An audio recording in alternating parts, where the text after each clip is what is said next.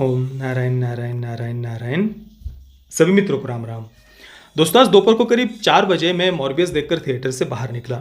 मेरे मन में कुछ और ही विचार चल रहे थे, फिल्म के बारे में क्या बोलना है क्या नहीं बोलना है, काफ़ी कुछ मैं अंदर सोच रहा था। फिर मैं आकर गाड़ी में बैठा और गूगल पर मैंने जस्ट फिल्म का नाम सर्च किया, मॉर्बियस। और ऊपर ही देखता हूँ रॉटन टोमेटोज पर उस समय तक 4:30 बजे तक मॉर्बियस को 17% की रेटिंग मिली हुई थी, 17% की, और IMDb पर 4.7। मुझे बड़ा आश्चर्य हुआ जब मैं 4 साढ़े 4 बजे के करीब गाड़ी में बैठा हुआ था कि भाई मैंने कोई और फिल्म तो नहीं देख ली ना, 17% की रेटिंग। मुझे सच में बहुत आश्चर्य हुआ, क्योंकि मैं फिल्म देख रहा था और एक कहीं पर भी एक सिंगल जगह पर भी मुझे ऐसा नहीं लगा कि मैं कहीं पर जाकर अपना सर पटकूं, या फिल्म मुझे बहुत टॉर्चर कर रही है, या सहा नहीं जा रहा है, या फिर मुझे बहुत इरिटेट कर रही है। एक सिंगल जगह पर भी मुझे ऐसा नहीं लगा। हाँ, डेफिनेटली फिल्म में कोई ऐसा एक भी सीन नहीं था कि मैं सीट से उछल पड़ूं या बिल्कुल गूज़बम्स आ जाए, रोंगटे खड़े हो जाए, या एज ऑफ द सीट ऐसा कोई एक्सपीरियंस दे।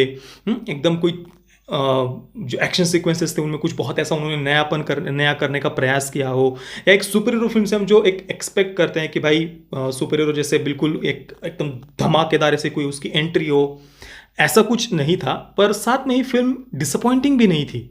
जब हम 10 में से 5 के नीचे जब रेटिंग लेकर के जाते हैं, अभी 17% की रेटिंग है, हाँ? मतलब 10 में से 2 स्टार्स भी नहीं, उससे भी नीचे रेटिंग आई हुई है। तो जब हम इतना कम रेटिंग किसी फिल्म को देते हैं तो डेफिनेटली वो फिल्म कहीं ना कहीं हमें टॉर्चर कर रही होती है, इरिटेट कर रही होती है, तभी इतनी कम रेटिंग दी जाती है। फिल्म में मुझे पर्सनली कोई एक सिंगल सीन भी ऐसा नहीं लगा जिसने मुझे इरिटेट किया हो। हाँ, डेफिनेटली फिल्म कोई बढ़िया नहीं थी, या बिल्कुल परफेक्ट सुपर हीरो फिल्म भी नहीं थी, या कुछ बहुत मुझे उसमें पसंद आया हो, नहीं। पर मैं फिल्म को शुरुआत से अंत तक देख पाया। विजुअल इफेक्ट्स बढ़िया थे।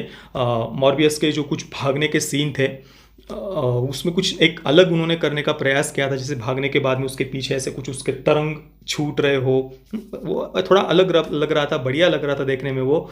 तो वो एक बात, VFX बढ़िया थे, दिखने में फिल्म बढ़िया थी। और डिसअपॉइंटिंग जैसा, मतलब कहानी देखिए, जो ट्रेलर में हमने देखा था वही लगभग सिंपल सी कहानी है। माइकल मॉर्बियस एक्सपेरिमेंट कर रहे होते हैं बचपन से, एक रेयर ब्लड डिसीज़ है उसे उसे और उसका एक फ्रेंड दिखाया है, माइलो, दोनों को होता है।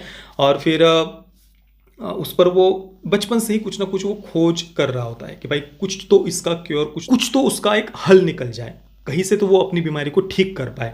तो काफ़ी वर्षों तक फिर ये एक्सपेरिमेंट करते करते करते करते एक बार वो चमगादड़ और मनुष्य का खून एक करके फिर उससे कुछ वो हल निकालता है, पर उसका कुछ अलग ही असर हो जाता है, वो वैम्पायर बन जाता है। तो यही उसके जो ट्रेलर में ऑलरेडी हमने वो बातें देखी हुई थी, वही थोड़ा सा और खींच कर उन्होंने फिल्म में दिखाया है। और उसका जो फ्रेंड है माइलो वगैरह, वो अलग से एक और कहानी चल रही है। ज़्यादा कुछ ऐसा नयापन तो नहीं था। और देखिए, मैं कोई कॉमिक बुक्स वगैरह तो मैं पढ़ता नहीं, और ना ही मेरी उसमें कोई रुचि है, इसलिए मेरे पहले से कोई ऐसे एक्सपेक्टेशंस नहीं थी कि मैं मुझे यही देखना है वही देखना है। एक सामान्य दर्शक की तरह मैं बस फिल्म देखने के लिए गया था, और फिल्म ने मुझे कहीं पर भी टॉर्चर नहीं किया, इरिटेट नहीं किया, बस शांति से फिल्म चल रही थी। एक सिंसियरली बनाई गई, मतलब जो डायरेक्शन था वो अच्छा था, सिंसियरली बनाई गई फिल्म में कहूँगा। बिल्कुल ही वाहियात एडिटिंग हो, या कहाँ से क्या चल रहा है, कौन से कैरेक्टर किससे क्या बात कर रहा है, कोई लिंक ही नहीं जुड़ रही हो, बिल्कुल दिमाग का भरता कर दिया हो, ऐसा भाई फिल्म में कुछ नहीं था। हाँ, कहानी सिंपल थी, कुछ नयापन नहीं था, पर हाँ, डायरेक्शन, एडिटिंग, टेक्निकल लेवल पर अगर हम देखें तो फिल्म वेल मेड थी। बिल्कुल ही वो वेनम की तरह नहीं। जो पहला पार्ट आया था ना वेनम का, क्या घटिया फिल्म थी वो, क्या एडिटिंग, क्या कहानी, किसी बात का किसी चीज़ के साथ कोई कनेक्शन ही नहीं। और फिर भी उसे रॉटन टोमेटोज पर 30%, 30% की रेटिंग मिली हुई है, 30।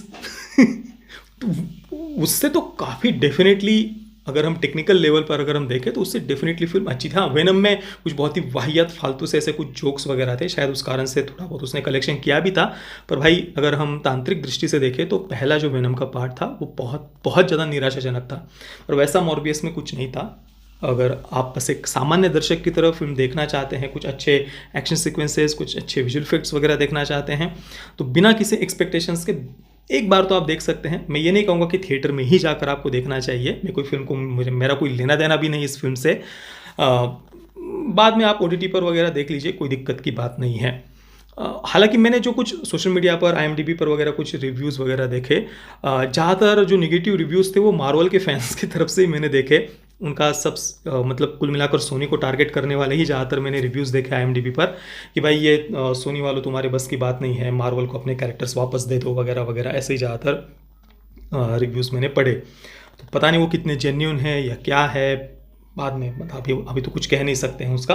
कुल मिलाकर ठीक है, ठीक ठाक फिल्म थी। एक बार अगर आप देखना चाहें तो बिल्कुल देख सकते हैं। परफॉर्मेंसेस भी बढ़िया थे।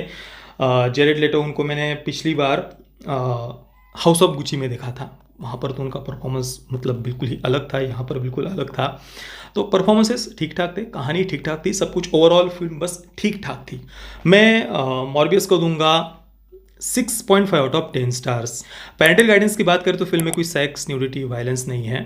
सेंसर बोर्ड ने यूएस सर्टिफिकेट दिया हुआ है, तो अगर आप देखना चाहें तो परिवार के साथ देख सकते हैं। और मैंने देखा कि काफ़ी सारे दर्शक इस कारण से भी नाराज़ थे कि भाई फिल्म R रेटेड नहीं है, उन्हें वायलेंस शायद देखना था, वो एक्सपेक्टेशंस थे, पर वैसा कुछ फिल्म में नहीं था। बाकी दोस्तों, आपने अगर मॉर्बियस को देखा है तो आपका एक्सपीरियंस कैसा रहा, मुझे आप नीचे कमेंट में अवश्य बताना। ये वीडियो देखने के लिए आप सभी मित्रों का बहुत बहुत धन्यवाद।